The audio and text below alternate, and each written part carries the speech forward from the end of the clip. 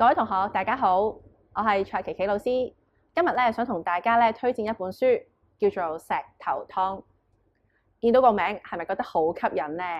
你有冇飲過石頭湯啊？我就冇啦。今日想同大家介紹石頭湯。裏邊其實環繞住3個和尚嘅故事。佢哋個名好得意，好有中國文化色彩。一個叫做阿福，一個叫阿六，另一個叫阿壽。佢哋都係一個好快樂嘅和尚。佢哋好希望可以讓人知道乜嘢叫做快樂。於是佢哋嘅眼睛就落咗喺山下嘅一條村。佢哋喺山上面望落去，一啲都睇得唔清楚，覺得好朦朧。佢哋決定將快樂帶俾呢一條村。但係佢哋去之前唔知道呢一條村裏邊嘅居民經歷過戰爭、饑荒、洪水，對於人同人之間已經失去信任，對於生活亦都失去咗希望。喺村裏邊嘅每一個人，佢哋都好努力咁工作，不過只係為自己工作，為自己去努力。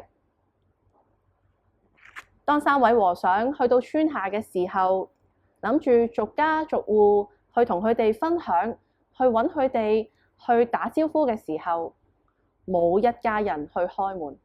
佢哋彼此都緊閉咗門窗，將3個和尚都拒諸門外。3個和尚都覺得非常之失望。